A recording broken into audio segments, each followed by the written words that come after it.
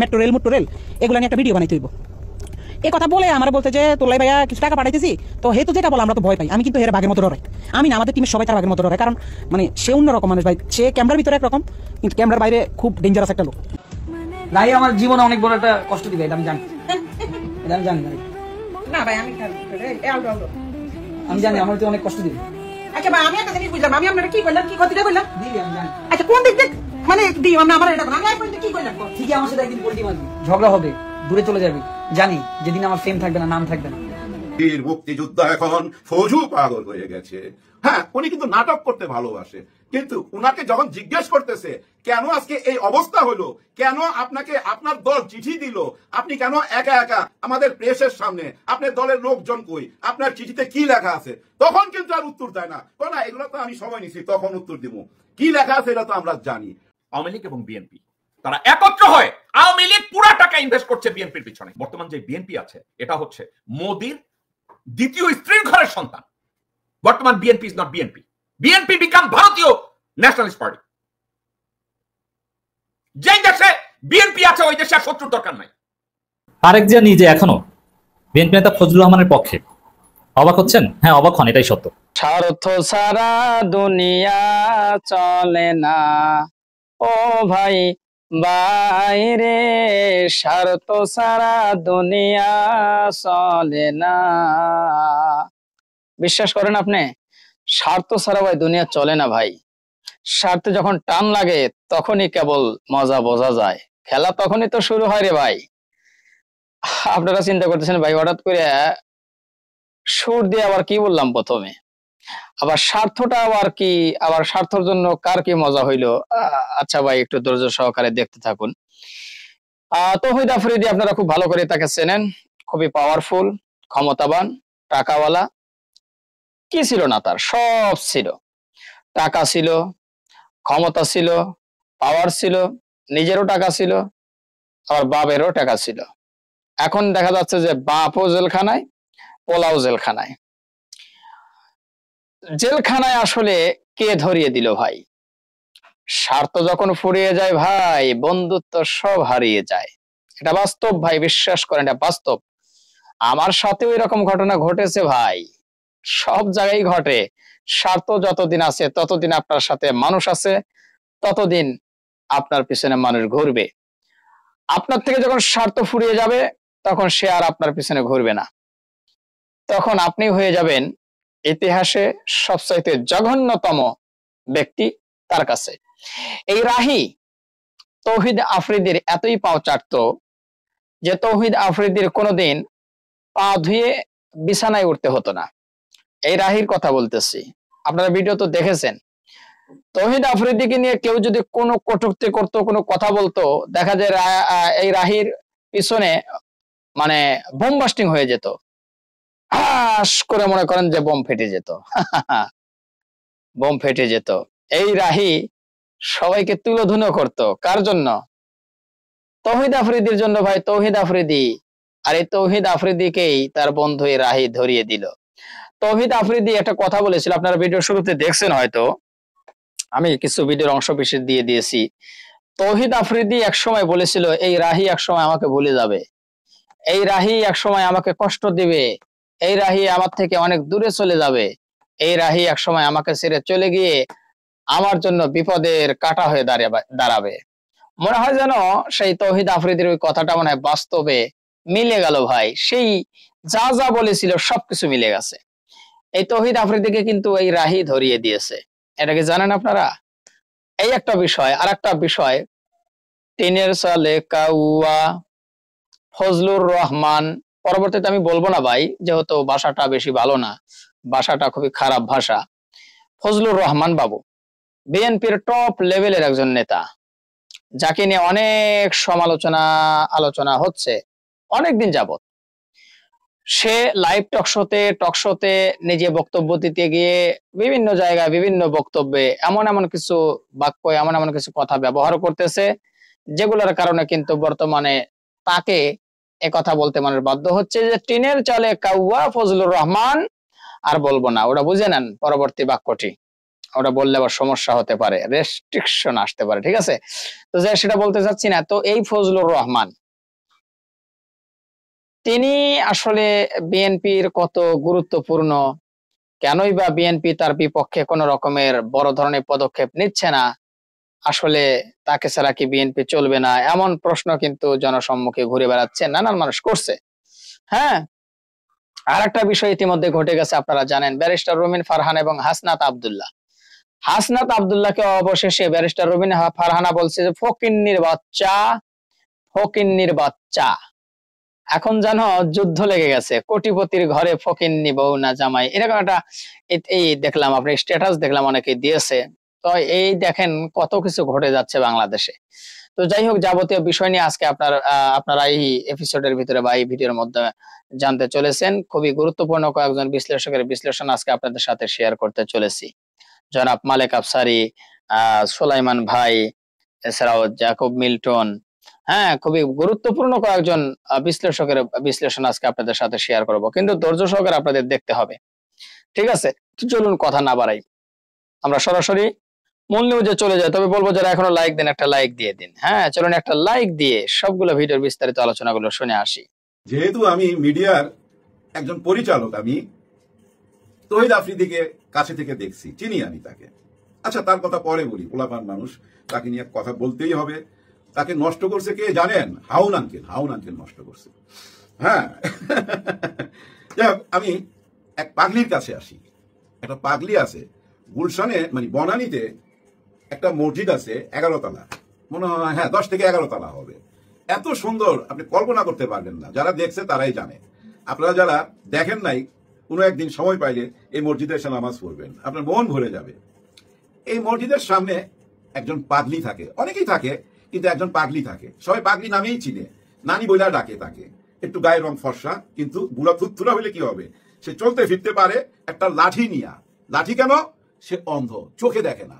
সত্যি সে কিভাবে যে থাকে আমি অবাক হয়ে যাই। মানুষের হায়াত আল্লাহ যদি রাখে, কে নিতে পারে? এই ফুটপাতে আমি গত 6-7 বছর তাকে দেখতেছি। ঝড় বৃষ্টি রোদ যা কিছু হোক, একটা গাছ আছে, গাছের নিচে ঠিক মসজিদের উল্টা দিকেই তাকে পাবেন। এখানে অনেক দাঁড়ি দাঁড়ায়, কারণ ওই যে সাহেবরা নামাজ পড়তে চায়, তখন ওই ড্রাইভাররা বা মাঝে মাঝে কিছু রিক্সাওয়ালা ওইখানে জড়ো হয় ওই পাগলির সামনে। পাগলির একটা ঘটনা আছে, ও কিন্তু কোনো আল্লাহ খোদার নাম কখনো মুখে নেয় না, সারাক্ষণই গালি দেয়, সারাক্ষণের। মানে আপনি যার নাম তার কাছে বলবেন, সাধারণ লোক না, নাম হইতে হবে দেশের সেরা, এরশাদ সাহেব, শেখ হাসিনা, এরকম বড় বড় নাম নিতে হবে। মাঝে মধ্যে ওই ড্রাইভার ভাইরা করে কি জানেন, কলা পাউরুটি কিনা দিয়া বলে, ও নানি শেখ হাসিনা তো পালায়া গেল, আপনি কি জানেন? বাস শুরু হয়ে গেল, নন স্টপ শেখ হাসিনাকে সে গালি দিতেই থাকবে ওই বুড়ি মহিলা।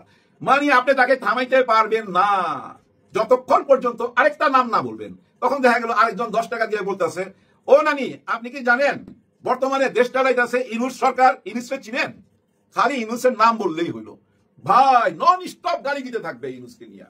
মানে যতক্ষণ পর্যন্ত অন্য কেউ আবার অন্য কোনো নাম তাকে মনে না করাই দিবে, ততক্ষণ পর্যন্ত বলতে থাকবে। সবাই চলে গেল না, ওইটাই বলতে বলতে ক্লান্ত হয়ে ঘুমায় যায়। আর মাঝে মধ্যে দেখি কেউ নাই, কিন্তু সে একা একাই গালি দিতে থাকে এরশাদ সাহেবকে। এরশাদকে গালি দেয়, ওই আমলটা সে ভালো করে জানে। এরশাদকে নিয়ে অনেক কথা বলে, ওই শাসন আমলে হয়তো সে চোখে দেখতো, বুঝছেন, তারপরে হয়তো অন্ধ হয়েছে। এরশাদ সরকার এসে দেখছে, নন স্টপ গালি দিতে থাকে। একদিন আমি তাকে একা পেয়ে গেছি, দেখলাম আশেপাশে কেউ নাই, সবাই তাকে নানি বলে। আমি বললাম, ও মা কেমন আছেন আপনি? ইচ্ছা করে বললাম, মা শব্দটা শুনি নাই না। দেখলাম যে এইভাবে তাকাইতেছে, আমি এইদিকে উনি এইদিকে তাকাইতেছে। আমি বললাম যে আমি আপনার পাশেই আছি, আমি আপনার একটা কথা জিজ্ঞাসা করার খুব ইচ্ছা, আপনি কি বলবেন? কি? আমি বললাম যে আপনি তো আল্লাহ খোদার নামও নিতে পারেন, সারাক্ষণ আপনার দেখি গত 5-6 বছর যাবো দেখতেছি খালি গালি দেন, কেন গালি দেন মানুষকে? সে যে কথাটা বলছে ভাই, বুঝছেন, আমার চোখে পানি চলে আসছে। বলে আমি গালি দেই দেখাই তো আমার রুটি দেয়, কলা দেয়, টাকা দেয়, বুঝছেন ব্যাপারটা? মানে আমার মুখে গালি শুনতে চায়, আমাকে টাকা দেয়, রুটি দেয়, কলা দেয় গালি শোনার জন্য। আমি গালি না দিলে তো আমাকে টাকা দিবে না, রুটি দিবে না, কলা দিবে না, আমি খামু কি? আমার কি দোষ? সরাসরি আমাকে বলছে আমার কি দোষ। এবং একটা টাইমে আমার উপরই খেয়ে গেল কেন আমি এই কথা জিগাইলাম, এবং আমাকেও গালি দেওয়া শুরু করলো। আমি আর কিচ্ছু বললাম না, খালি বললাম আম্মা আপনারা কিছু পয়সা দিতে চাই, নিবেন?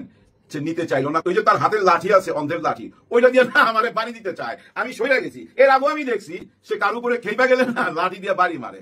যাই হোক, এখন আমি এই ঘটনাটা কেন বললাম দেখেন, এই যে আমি সহকারী রিক্সাওয়ালা ভাই, ড্রাইভার ভাই, আমরা হইলাম কারা? আমরা হইলাম মিডিয়া। আমরা তো জানি এই বুড়িমা মানুষকে গালি দেয়, দেশের প্রেসিডেন্টকে গালি দেয়, ছোটখাটো মানুষকে সে গালি দেয় না, মানে দেশের রাজা বাদশা যারা তাদেরকে সে গালি দিতে পছন্দ করে। আমরা কলা বিস্কিট কিনা দিয়া তাকে দিয়া গালি দেওয়াই, তার মানে কি আমরা মিডিয়া। কেন কথাটা বললাম দেখেন, আমরা কিন্তু বুঝতেছিলাম গত 5-6 মাস যাবত যে এই মানুষটি এরকম। কার কথা বলতেছি বুঝছেন? ওই যে উনি নিজেই বলতেছে যে আমাকে সবাই ফজু পাগলা বলে। এটা নাকি ওনার নাম দিছে ফজু পাগলা। আজকে ওনার বাড়ির সামনে, মানে গতকালকে ওনার বাড়ির সামনে 7-8 জন চলে গেছে, ওইখানে বিক্ষোভ করছে।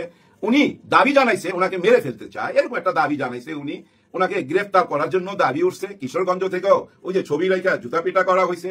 এই যে সিচুয়েশনটা তৈরি হইলো, এটা কারা করলো? একবার আপনি মিলিয়ে দেখেন, ওই ড্রাইভার, রিক্সাওয়ালা এবং আমাকে, আমরা কিন্তু তাকে দিয়ে গালি শুনাই। আমরা তো জানি এই মানুষটি এরকম, তাই না? একটু মুক্তিযুদ্ধ, উনি বীর মুক্তিযোদ্ধা। কোন মুক্তিযোদ্ধা? উনি ছিলেন মুজিব বাহিনী। উনি কিন্তু ছিলেন ওই যে বাকশালের সাথে জড়িত। বাকশাল যখন জন্ম নেয় তখন কিন্তু হেলমেট বাহিনী ছিল না, তখন ছিল মুজিব বাহিনী। তারাই কিন্তু এই যে পত্র পত্রিকা বন্ধ করা এবং সব জায়গায়, এবং বাংলাদেশের সব জায়গায় অফিস দেওয়া, সরকারি জায়গায় সাইনবোর্ড টাঙায়া অফিস বানানো। এবং জাসদের সাথে তখন ফাইট হইতো, জাসদের সাথে মশাল মার্কা ছিল মনে হয়, হ্যাঁ মশাল মার্কা, তাদের সঙ্গে ফাইট করা, তাদেরকে ধইরা পুলিশে দেওয়া, অনেক কাণ্ড হয়েছে তখন। ওই বাহিনী ছিল কিন্তু তারা, ওই মুজিব বাহিনী বাকশালের সাথে জড়িত ছিল। ওনাকে যে মিডিয়াতে আনে কেউ কিন্তু এটা নিয়ে প্রশ্ন করে না। ওনাকে কি প্রশ্ন করে? এই জুলাই গণ অভ্যুত্থান নিয়ে। জানে যে এই মানুষটা এই ধরনের কথা বলবে, এদের বংশের পরিচয় নাই, এদের ঘরের ঠিকানা নাই, এরা বেজন্মা, এরা অভিনেতা, এগুলোর পিছনে জামায়াত আছে, রাজাকার আছে, স্বাধীনতা বিরোধী এরা, এদের কালো হাত ভেঙে দিতে হবে। এই কথাটা একটা মিডিয়ায় বলছে, ওইটা ভাইরাল হয়েছে, অনেক লোকে দেখছে, তার চাহিদা বাইরে গেছে। বিভিন্ন মিডিয়া তাকে ডাইকা নিয়া বুঝছেন, এগুলো বলাইতো। হ্যাঁ আমি বলবো বলাইতো, কারণ কি জানেন? ওই যে গ্রিন রুমে, মেকআপ রুমে যখন ঠোঁটে একটুখানি হালকা ওই যে কি জানি লাগায়, ক্রিম লাগায়, একটু পাউডার মারে, তখন কানের কাছে ওই প্রডিউসার, ওই অনুষ্ঠানের প্রডিউসার বলতে থাকে, আরে স্যার আপনি হয়েছেন গিয়ে এই যুগের বাঘ। আপনি কারো ডরান নাকি? আপনি শেখ হাসিনারই তো তোয়াক্কা করেন নাই, আপনি ইউনূসকে কি তোয়াক্কা করবেন? আর আপনি যা বলেন সত্যি বলেন তো। আসলে এই যে জুলাই গণ অভ্যুত্থান এরা বাড়াবাড়ি করতেছে, কোটি টাকা পাচার কইরা দিতেছে, এগুলো কি স্যার মিথ্যা? তখন ওরা উত্তেজিত হইতে থাকে, ওই উত্তেজিত কইরা ক্যামেরার সামনে বসায়া দেয়। আপনারা ভাববেন এটা কি রম্য রচনা করলাম বানায়া ওই যে উনাদের মতো? না, রম্য রচনা নয়, আমি নিজে জড়িত ভাই। শাহজাহান নাজিম জয়কে তো আপনারা চিনেন, তার অনুষ্ঠান চলে গেছি আমাকে ওই যে চ্যানেল আইতে। ওই দিন ছিল অসম্ভবকে সম্ভব করা, অনন্ত জলিল, বর্ষা, কাজী হায়াত এবং প্রডিউসার খসরু। ওই যে গুলুই নৌকার গুলুই প্রডিউসার খসরু সাহেব ছিল। সেদিন আমাকে গ্রিন রুমে আসতে কইরা কানে এই যে শাহজাহান নাজিম জয় এবং প্রডিউসার কানে, ওস্তাদ অনুষ্ঠান কিন্তু হিট করাইতে হবে, বর্ষা আছে। একদম বর্ষা নাই, মেয়েদের সঙ্গে আমার কোনো ভেজাল নাই। তো তাইলে কাজী হায়াত আছে আর খসরু আছে, আমি আচ্ছা ঠিক আছে হিট করাই দেবো, নো প্রবলেম। অনুষ্ঠান শুরু হয়েছে বুঝছেন, আমি বোকা সাইজা কাজী হায়াতকে উত্তেজিত করছি। তারপর অনুষ্ঠানটা দেখেন কাজী হায়াত কি বলতেছিল। এটা আপনি ছবি বানাইছেন নাকি আপনি পাসওয়ার্ড? হ্যাঁ আপনি কেন বিদেশে শুটিং করছেন, টার্কিতে গেছেন, আমাদের দেশে শুটিং করলে অসুবিধা কি, দেশের টাকা বাইরে নিয়ে গেছেন, বহুত রকম কথা বলতেছে। আমি মুসকি হাসতেছিলাম বুঝছেন। আবার খসরু সাহেব একটু উত্তেজিত করছি যে আপনি অনুদানের টাকা নেন, আপনি তো বহুত বড় প্রডিউসার, নিজে কেন টাকা লগ্নি করেন না, সরকারি টাকা নিয়ে কেন ছবি বানান? উনিও উত্তেজিত হয়েছে, আমি কিন্তু ঠান্ডা, কারণ আমার টার্গেট তো অনুষ্ঠানটা হিট করাইতে হবে বুঝছেন। এটা প্রি প্ল্যান করা, কিন্তু এইভাবেই এই মিডিয়া চলে। আমরা তো জানি এই মানুষটি বয়স হয়ে গেছে, বীর মুক্তিযোদ্ধা, ওনার সম্মান আছে। আমাদের বেগম খালেদা জিয়ার একজন উপদেষ্টা একটা টাইমে ছিল। এখন বয়স হলে মানুষের কি হয়, ওনার বয়স নিজেই বলে 78। দেখেন মিডিয়ার সামনে উনি এসে বলতেছে আমারে ফজু পাগলা বলতেছে, জামাত থেকে আমাকে উপাধি দিছে, এরপর থেকে সবাই আমাকে ফজু পাগলা বলতেছে। বীর মুক্তিযোদ্ধা এখন ফজু পাগল হয়ে গেছে। হ্যাঁ উনি কিন্তু নাটক করতে ভালোবাসে, কিন্তু উনাকে যখন জিজ্ঞেস করতেছে কেন আজকে এই অবস্থা হলো, কেন আপনাকে আপনার দল চিঠি দিল, আপনি কেন একা আমাদের প্রেসের সামনে, আপনার দলের লোকজন কই, আপনার চিঠিতে কি লেখা আছে, তখন কিন্তু আর উত্তর দেয় না। না এগুলো তো আমি সময় নিছি, তখন উত্তর দিব। কি লেখা আছে এটা তো আমরা জানি। উনি বহুদিন যাবত এই জুলাই গণ অভ্যুত্থানকে তুচ্ছ তাচ্ছিল্য করতেছিল। যেভাবে কথা বলে ভাই, এই ফকিরের বাচ্চা, এই গোলামের বাচ্চা, ওই বান্দিরপুতেরা, বান্দিরপুত কি জানি কয় বুঝছেন, আরো খারাপ ল্যাঙ্গুয়েজ ইউজ করে। কিন্তু এটা তো ওনার প্রবলেম, তাই না? আমরা যারা জ্ঞানী লোক মিডিয়া চালাই আমরা জানি না, আমরা তো বুঝতেছি এই লোকটা এরকম, ওকেই কেন সব চ্যানেলে আনতে হবে। এবং যারা পার্সোনাল ইউটিউবার তারা ওনাকে কিন্তু ওই যে দেখবেন অনলাইনে নিয়ে নেয়, কথা বলার সুযোগ কইরা দেয়, আবার বিকাশে কিন্তু পাঠায়। আর এইসব মিডিয়াতে যখন যাই, ওই যে আমি যে ফিট করে দিলাম একটা অনুষ্ঠান, ওইটার জন্য জানেন আমাকে ডবল পেমেন্ট করছে। নর্মাল পেমেন্ট 3000 টাকা কনভেন্স, আমাকে দিয়েছে 6000 টাকা। এরা ডবল পেমেন্ট পায়, স্টার হয়ে যায়। এগুলো হলো দুষ্ট বুদ্ধি এই মিডিয়ার। ভিউ ব্যবসা, স্যার, ও বীর মুক্তিযোদ্ধা স্যার, আপনার দেখলাম আজকে বড় বড় ছেলে আছে, উনিও অ্যাডভোকেট, উনারা কেন আপনাকে বুঝাইলো না যে তোমাকে নিয়ে সবাই খেলতেছে, এই মিডিয়া তোমাকে নিয়ে খেলতেছে, এই মিডিয়া অনেক কিছু তৈরি করতে পারে, হিরো আলমকেও বুঝছেন আলোচনার শীর্ষে এনে দিতে পারে ইচ্ছা করলে, টার্গেট করলে। এই ফজলুল সাহেব হয়ে গেছে টার্গেট বর্তমানের। তারেক জিয়া নিজে এখনো বিএনপি নেতা ফজলুর রহমানের পক্ষে। অবাক হচ্ছেন? হ্যাঁ, অবাক হন, এটাই সত্য। তারেক জিয়া নিজে ফজলুর রহমানকে বাঁচানোর নানান ফন্দি ফিকির খুঁজছে এবং ফজলুর রহমানকে নর্মালাইজ করার চেষ্টা করছে তারেক রহমান হিমসেলফ। এবং এতদিন যা দেখেছেন ফজলুর রহমান যা বলেছে যে 5 আগস্ট মুক্তিযুদ্ধের চেতনা পরাজিত হয়েছে, 5 আগস্ট ঘটিয়েছে কালো শক্তি, এগুলো সব তারেক রহমানের ডেলিভারি। শোকজ দিয়েছে জুতা পিটার ভয়ে, কিন্তু বাঁচানোর চেষ্টা করছে। আপনারা দেখছেন যে শোকজের পর কিছুক্ষণ, শোকজ আমি আগেও বলেছি যে ডাকসু নির্বাচন না হলে এই শোকজের ঘটনা ঘটতো না। এই ফজলুর রহমানকে নিয়ে তারেক রহমান যা চেয়েছে সেটাই তো হয়েছে। কি ফজলুর রহমানের মাধ্যমে চেয়েছে যে আওয়ামী লীগের লোকজন বিএনপির পক্ষে থাকুক, আওয়ামী লীগের লোকজন যেন বিএনপিকে ভোট দেয়। আপনারা দেখেন, আমার পরিচিত, কারণ আমার যৌবনকালের বা বিশ্ববিদ্যালয় লাইফের যারা সার্কেল, তারা বেশিরভাগই ছাত্রলীগ। আমার ঘনিষ্ঠ বন্ধু, ছোট ভাই, এরা কেউ ছাত্রলীগের বা ঘনিষ্ঠ বড় ভাই, কেউ ছাত্রলীগ কেন্দ্রীয় সভাপতি হয়েছে, সেক্রেটারি হয়েছে, ঢাকা বিশ্ববিদ্যালয় সভাপতি, সেক্রেটারি, অভাব নেই। আর সহসভাপতি, জয়েন্ট সেক্রেটারি, প্রচার সম্পাদক, বিভিন্ন সম্পাদক, এগুলো তো অভাব নাই। তাদের সাথে এখনো যোগাযোগ আছে, কথা হয়, দেখি তো সব আওয়ামী লীগের লোকজন ফজু পাগলার পক্ষে স্লোগান দিচ্ছে। বলছে এক ছাত্রলীগের ঢাকা বিশ্ববিদ্যালয়ের সাবেক নেতা নেত্রকোনা বাড়ি, তিনি লিখছেন যে ফজলুর রহমানের কিছু হলে জ্বলবে আগুন ঘরে ঘরে। এবং গোলাম রব্বানী থেকে শুরু করে আমার কাছের বড় ভাই গোলাম রব্বানী ছাত্রলীগের সাবেক সেক্রেটারি, এছাড়া আরো ছাত্রলীগের ঢাকা বিশ্ববিদ্যালয়ের সাবেক সভাপতি, অনেকেই দেখলাম যে ফজলুর রহমানের পক্ষে নানান যুক্তি দিচ্ছে, তার পক্ষে হুঙ্কার গর্জন দিচ্ছে যে ফজলুর রহমানের কিছু হলে জ্বলবে আগুন ঘরে ঘরে। তারেক রহমান তো এটাই চেয়েছে যে আওয়ামী লীগের লোকজন বিএনপি নেতার পক্ষে থাকুক, হয়েছে। আওয়ামী লীগের সবাই ফজলুর রহমানের পক্ষে ঝাঁপিয়ে পড়েছে, এটা তো অনিবার্য।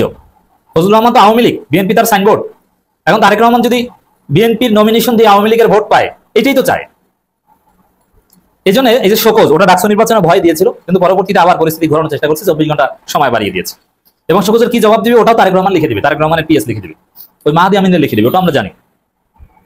এখন তারেক রহমানের নির্দেশ ছাড়া বিএনপির গাছের পাতা নড়ে না, এটা সবাই জানেন। তারেক রহমানের নির্দেশ ছাড়া ফজলুর রহমান এটা বলে নাই। এখন বহিষ্কার করলে ফজলু যদি আবার সব বলে দেয়, এই ভয় আছে। এজন্য দেখেন যে শোকজের সময় 24 ঘন্টা বাড়ানোর পরপরই বিএনপির লোকজন ফজলুর রহমানের পক্ষে বলা শুরু করেছে।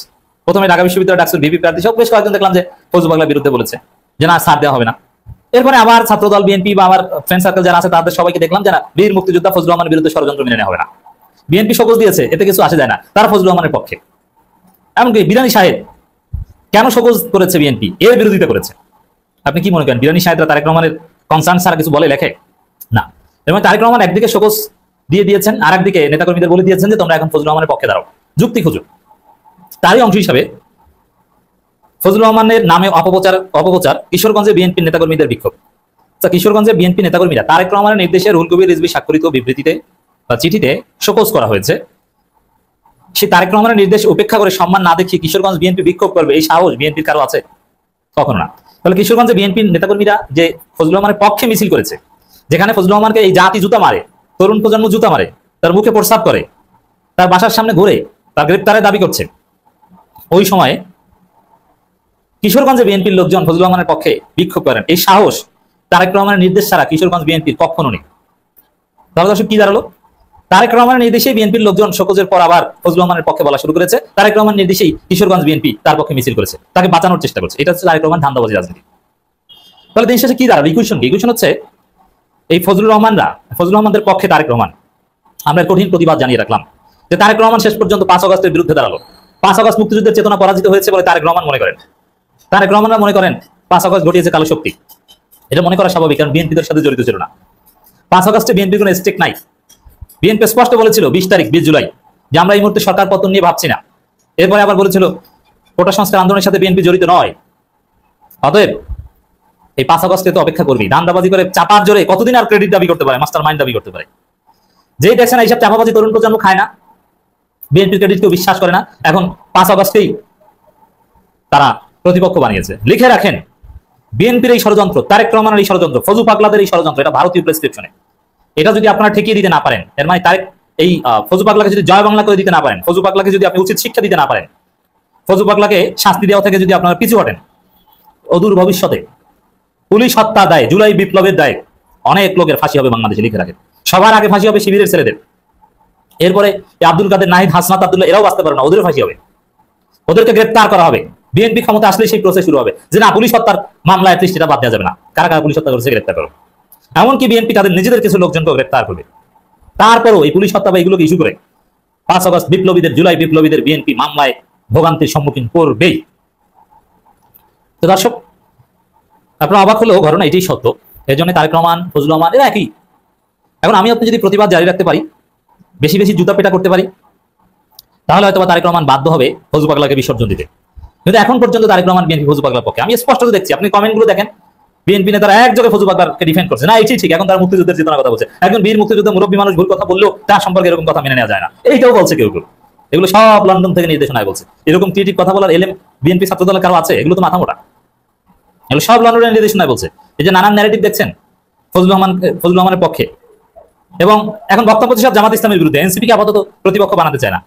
এইটাই যে আমি যা বলেছি জামাতের বিরুদ্ধে, এনসিপি, 5 আগস্ট বিপ্লব, জুলাই বিপ্লব এগুলো আমাদের প্রতিপক্ষ না। ওই জামাত বিরোধিতার মধ্য দিয়েই আপনাকে এক পর্যায়ে সমস্ত বিপ্লবীদের শাস্তির আওতায় আনার চেষ্টা করা হবে। যেরকম হাসিনা টোটাল আন্দোলনকে জামাত শিবির ট্যাগ দিয়ে, এমনকি জামাত শিবির নিষিদ্ধ করে বাঁচার চেষ্টা করেছিল, ওরকম বিএনপিও প্রথমে এই ফজলুর রহমানরাও বলবে যে আমি তো জামাত শিবিরের বিরুদ্ধে বলেছি, এরপরে যখনই ক্ষমতা পাবে তখনই হাসনাত আব্দুল্লাহদের ধরে ফাঁসি দেবে। এই হচ্ছে দেশের পরিস্থিতি দর্শক। এর জন্য আমাদের আহ্বান স্পষ্ট যে ফজলু পাগলার ক্ষেত্রে কোনো ছাড় নেই। বিএনপি যদি ফজলু পাগলাকে চূড়ান্তভাবে বহিষ্কার করতে না পারে, আর বহিষ্কার করার পর জনগণ রাস্তাঘাটে লাত্তিগুতা দিবে, সেটা ভিন্ন কথা। দর্শক শ্রোতা, আশা করি সবগুলো ভিডিওর বিস্তারিত আলোচনাগুলো আপনারা মনোযোগ সহকারে শুনেছেন এবং অনেক কিছু জানতে পেরেছেন, বুঝতে পেরেছেন। তবে আপনাদের মতামতটা কি সেটা কিন্তু অবশ্যই এখন কমেন্ট বক্সে জানিয়ে দিন। হ্যাঁ, বন্ধু স্বার্থ না থাকলে যে বন্ধু কিভাবে পর হয়ে যায় সেটা কিন্তু প্রমাণ করেছে তৌহিদ আফ্রিদির বন্ধু রাহি। তৌহিদ আফ্রিদির বিরুদ্ধে অনেক কিছু এখন গুড় গুড় গুড় করে বের হয়ে আসতেছে, আরো হয়তো অনেক কিছু বের হবে। ঠিক আছে ভাই, ওই টাকার পাওয়ার থাকলে ভাই আমিও ওগুলো করতাম, আপনিও করতেন ভাই।